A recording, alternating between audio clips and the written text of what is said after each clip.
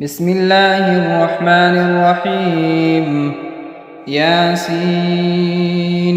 والقرآن الحكيم إنك لمن المرسلين على صراط مستقيم تنزيل العزيز الرحيم لتنذر قوما ما أنذر آباؤهم فهم غافلون لقد حق القول على أكثرهم فهم لا يؤمنون إنا جعلنا في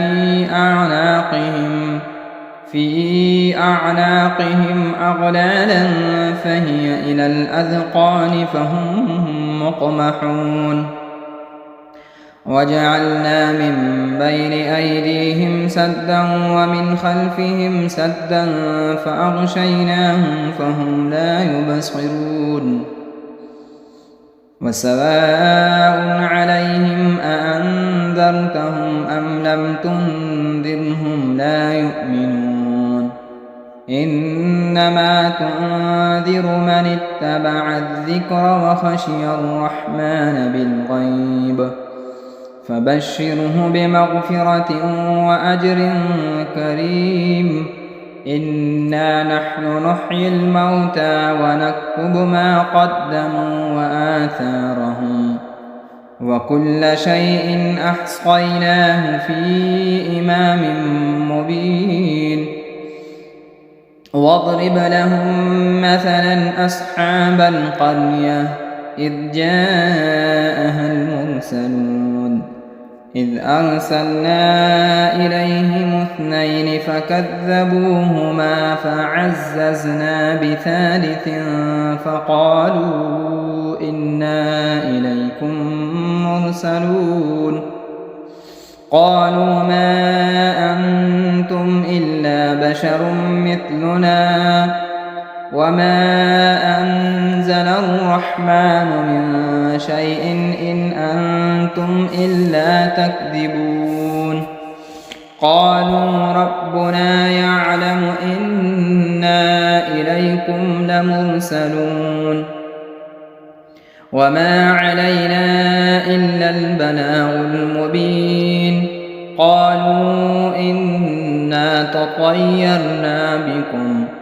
لئن لم تنتهوا لنرجمنكم وليمسنكم منا عذاب أليم قالوا طائركم معكم أئن ذكرتم بل أنتم قوم مسرفون وجاء من أقصى المدينة رجل يسعى قال يا قوم اتبعوا المرسلين اتبعوا من لا يسألكم أجرا وهم مهتدون وما لي لا أعبد الذي فطرني وإليه ترجعون أأتخذ من دونه آلهة إن يردني الرحمن بضر لا تغن عني شفاعتهم شيئا ولا ينقذون إني إذا لفي ضلال مبين إني آمنت بربكم فاسمعون قيل ادخل الجنة قال يا ليت قومي يعلمون بما غفر لي ربي وجعلني من المكرمين وما أنزلنا على قومه من بعده من جند من السماء وما كنا منزلين إن كانت إلا صيحة واحدة فإذا هم خامدون يا حسرة على العباد ما يأتيهم من رسول إلا كانوا به يستهزئون ألم يروا كم أهلكنا قبلهم من القرون أنهم إليهم لا يرجعون وإن كل لما جميع لدينا محضرون وآية لهم الأرض الميتة أحييناها وأخرجنا منها حبا فمنه يأكلون وجعلنا فيها جنات من نخيل وأعناب وفجرنا فيها من العيون ليأكلوا من ثمره وما عملته أيديهم أفلا يشكرون سبحان الذي خلق الأزواج كلها مما تنبت الأرض ومن أنفسهم ومما لا يعلمون وآية لهم الليل نسلخ منه النهار فإذا هم مظلمون والشمس تجري لمستقر لها ذلك تقدير العزيز العليم والقمر قدرناه منازل حتى عاد كالعرجون القديم لا الشمس ينبغي لها أن تدرك القمر ولا الليل سابق النهار وكل في فلك يسبحون وآية لهم أنا حملنا ذريتهم في الفلك المشحون وخلقنا لهم من مثله ما يركبون وإن نشأ نغرقهم فلا صريخ لهم ولا هم ينقذون إلا رحمة منا ومتاعا إلى حين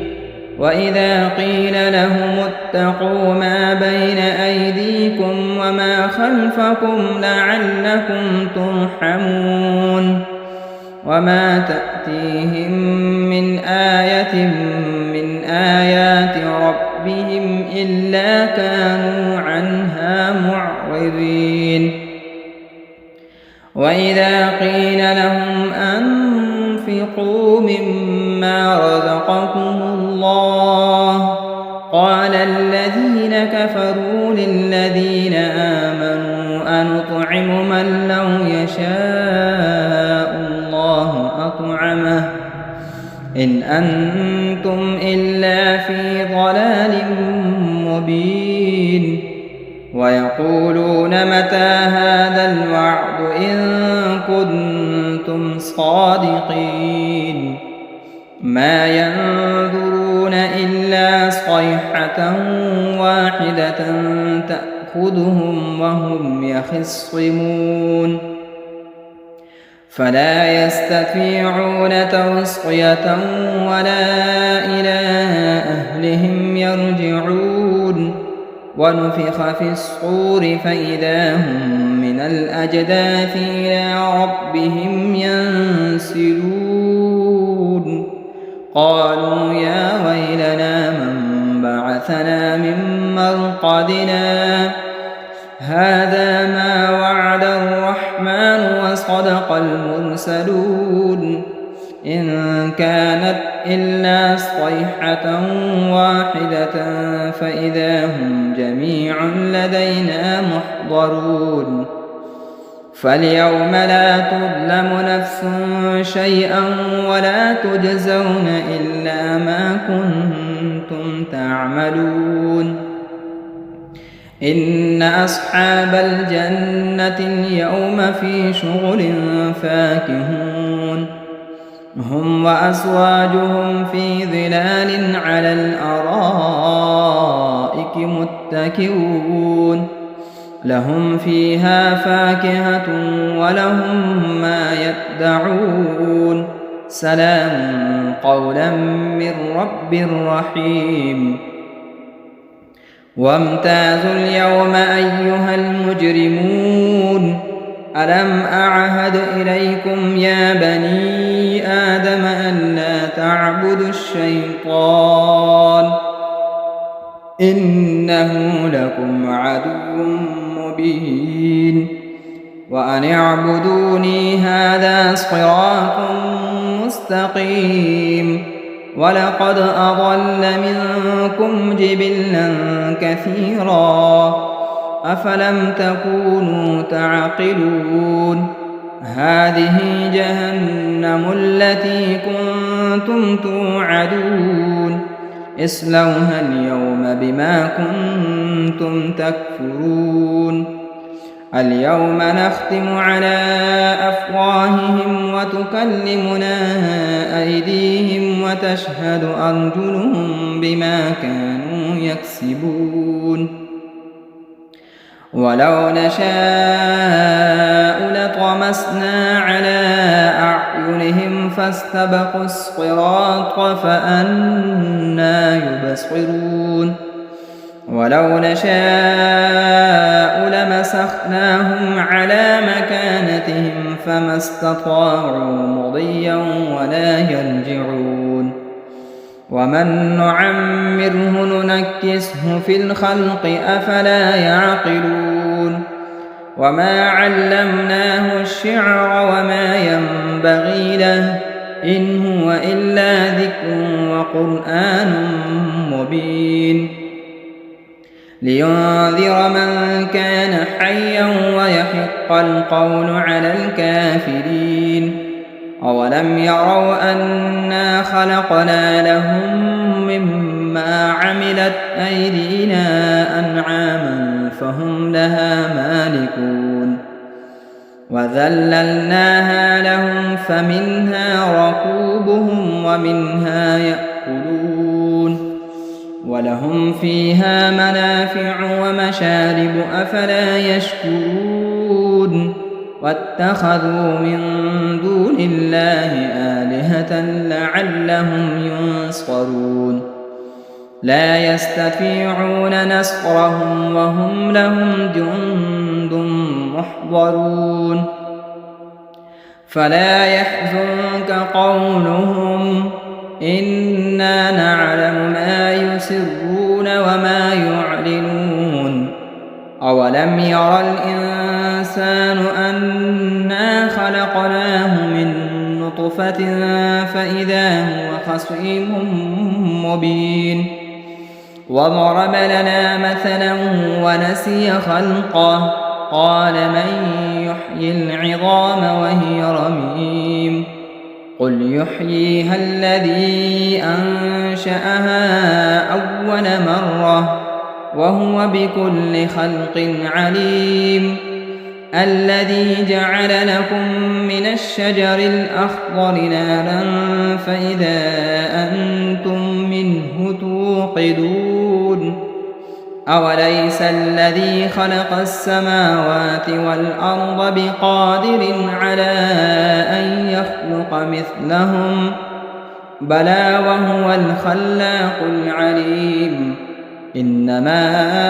أمره إذا أراد شيئا أن يقول له كن فيكون فسبحان الذي بيده ملكوت كل شيء وإليه ترجعون بسم الله الرحمن الرحيم الرحمن علم القرآن خلق الإنسان علمه البيان الشمس والقمر بحسبان والنجم والشجر يسجدان والسماء رفعها ووضع الميزان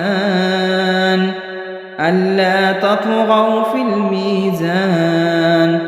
وأقيموا الوزن بالقسط ولا تخسروا الميزان والأرض وضعها للأنام فيها فاكهة والنخل ذات الأكمام والحب ذو العصف والريحان فبأي آلاء ربكما تكذبان خلق الإنسان من صلصال كالفخار وخلق الجان من مارج من نار فبأي آلاء ربكما تكذبان رب المشرقين ورب المغربين فبأي آلاء ربكما تكذبان مرج البحرين يلتقيان بينهما برزخ لا يبغيان فبأي آلاء ربكما تكذبان يخرج منهما اللؤلؤ والمرجان فبأي آلاء ربكما تكذبان وله الجوار المنشآت في البحر كالأعلام فبأي آلاء ربكما تكذبان كل من عليها فان ويبقى وجه ربك ذو الجلال والإكرام فبأي آلاء ربكما تكذبان يسأله من في السماوات والأرض كل يوم هو في شأن فبأي آلاء ربكما تكذبان سنفرغ لكم أيها الثقلان فبأي آلاء ربكما تكذبان يا معشر الجن والإنس إن استطعتم أن تنفذوا من أقطار السماوات والأرض فانفذوا لا تنفذون إلا بسلطان فبأي آلاء ربكما تكذبان يرسل عليكما شؤاد من نار ونحاس فلا تنتصران فبأي آلاء ربكما تكذبان فإذا انشقت السماء فكانت وردة كالدهان فبأي آلاء ربكما تكذبان فيومئذ لا يسأل عن ذنبه إنس ولا جان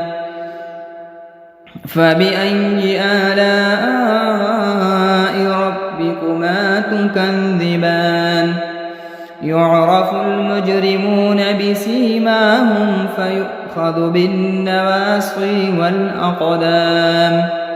فبأي آلاء ربكما تكذبان هذه جهنم التي يكذب بها المجرمون يطوفون بينها وبين حميم آن فبأي آلاء ربكما تكذبان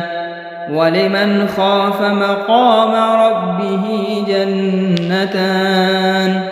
فبأي آلاء ربكما تكذبان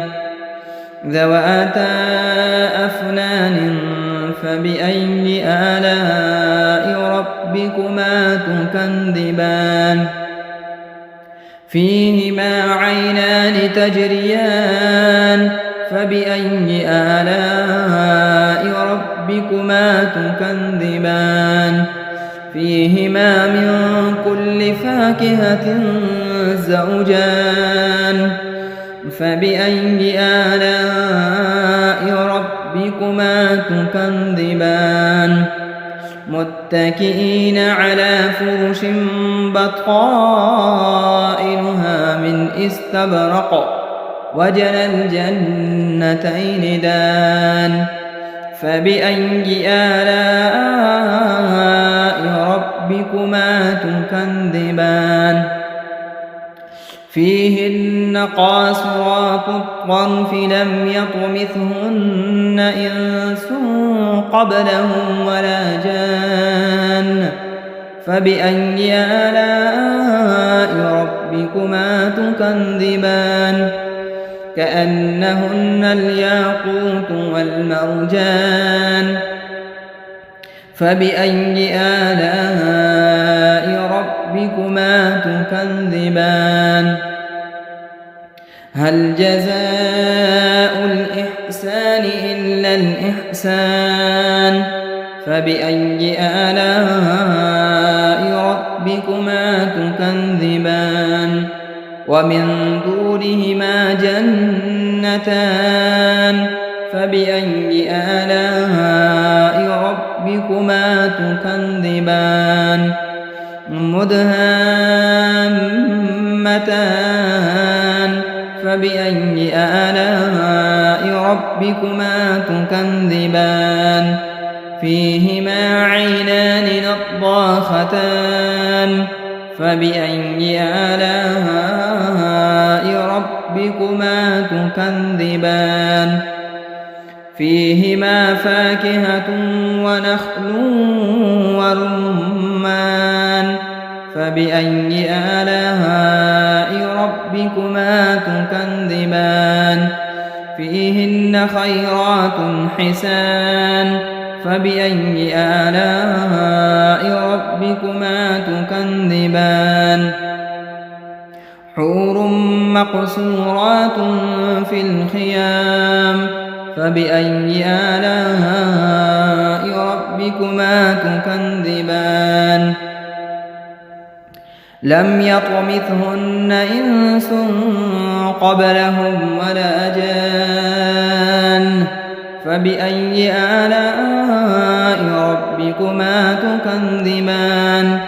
متكئين على رفرف خضر وعبقري حسان فبأي آلاء ربكما تكذبان تبارك اسم ربك ذي الجلال والإكرام بسم الله الرحمن الرحيم إذا وقعت الواقعة ليس لوقعتها كاذبة خافضة رافعة إذا رجت الأرض رجا وبست الجبال بسا فكانت هباء منبثا وكنتم أزواجا ثلاثا فأصحاب الميمنة ما أصحاب الميمنة وأصحاب المشأمة ما أصحاب المشأمة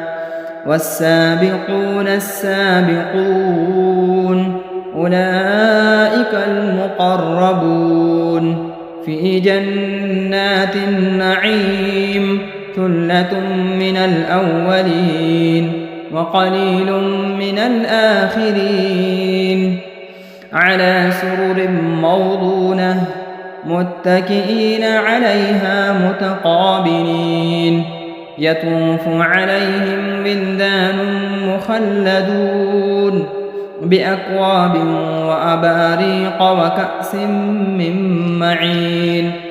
لا يصدعون عنها ولا ينزفون وفاكهة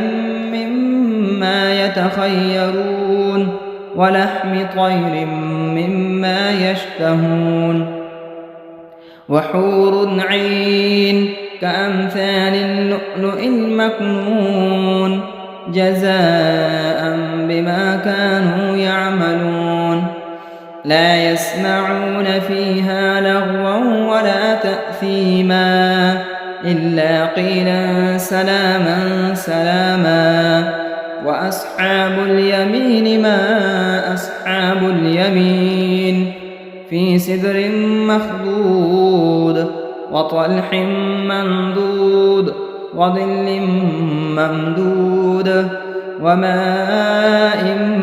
مسكوب وفاكهة كثيرة لا مقطوعة ولا ممنوعة وفرش مرفوعة إنا أنشأناهن إنشاء فجعلناهن أبكارا عربا أترابا لأصحاب اليمين ثلة من الأولين وثلة من الآخرين. وأصحاب الشمال ما أصحاب الشمال في سموم وحميم وظل من يحموم لا بارد ولا كريم إنهم كانوا قبل ذلك مترفين وكانوا يصرون على الحنث العظيم وكانوا يقولون أئذا متنا وكنا ترابا وعظاما أئنا لمبعوثون أوآباؤنا الأولون قل إن الأولين والآخرين لمجموعون إلى ميقات يوم معلوم ثم إنكم أيها الضالون المكذبون لآكلون من شجر من زقوم فمالئون منها البطون فشاربون عليه من الحميم فشاربون شرب الهيم هذا نزلهم يوم الدين نحن خلقناكم فلولا تصدقون أفرأيتم ما تمنون أأنتم تخلقونه أم نحن الخالقون نحن قدرنا بينكم الموت وما نحن بمسبوقين على أن نبدل أمثالكم وننشئكم فيما لا تعلمون ولقد علمتم النشأة الأولى فلولا تذكرون أفرأيتم ما تحرثون أأنتم تزرعونه أم نحن الزارعون لو نشاء لجعلناه حطاما فظلتم تفكهون إنا لمغرمون بل نحن محرومون أفرأيتم الماء الذي تشربون أأنتم أنزلتموه من المزن أم نحن المنزلون لو نشاء جعلناه أجاجا فلولا تشكرون أفرأيتم النار التي تورون أأنتم أنشأتم شجرتها أم نحن المنشئون نحن جعلناها تذكرة ومتاعا للمقوين فسبح باسم ربك العظيم فلا أقسم بمواقع النجوم وإنه لقسم لو تعلمون عظيم إنه لقرآن كريم في كتاب مكنون لا يمسه إلا المطهرون تنزيل من رب العالمين أفبهذا الحديث أنتم مدهنون وتجعلون رزقكم أنكم تكذبون فلولا إذا بلغت الحلقوم وأنتم حينئذ تنظرون ونحن أقرب إليه منكم ولكن لا تبصرون فلولا إن كنتم غير مدينين ارجعونها إن كنتم صادقين فأما إن كان من المقربين فروح وريحان وجنة نعيم وأما إن كان من أصحاب اليمين فسلام لك من أصحاب اليمين وأما إن كان من المكذبين الضالين فنزل من حميم وتصلية جحيم إن هذا لهو حق اليقين فسبح باسم ربك العظيم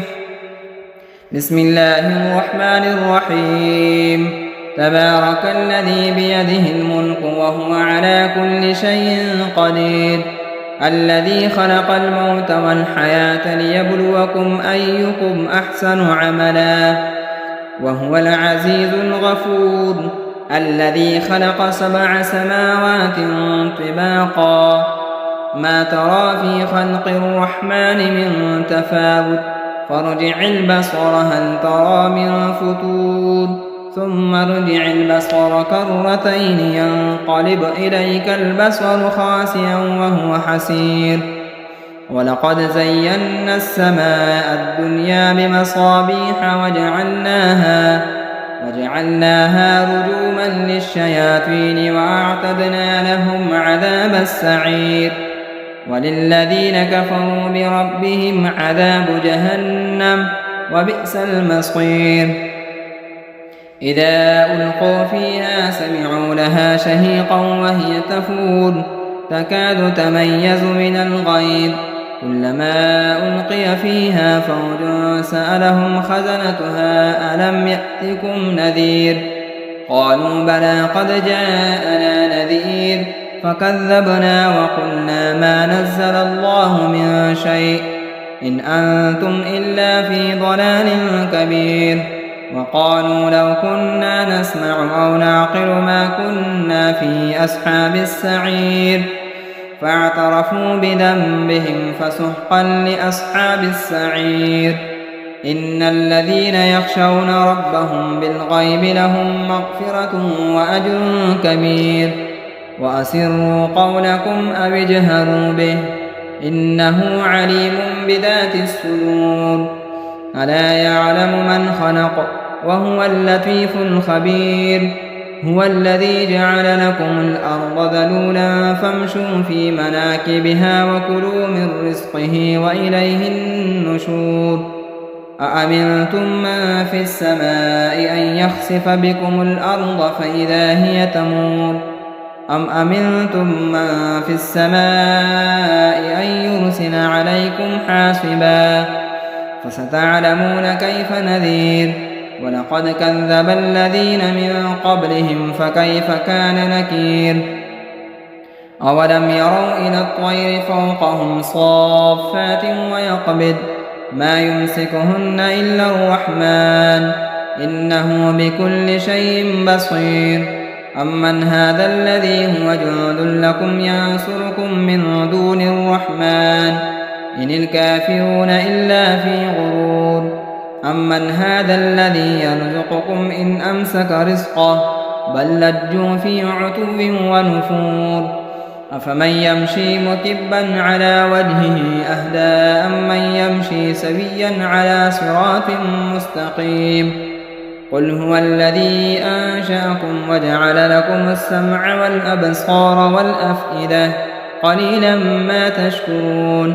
قل هو الذي ذرأكم في الأرض وإليه تحشرون ويقولون متى هذا الوعد إن كنتم صادقين قل إنما العلم عند الله وإنما أنا نذير مبين فلما رأوه زلفة سيئت وجوه الذين كفروا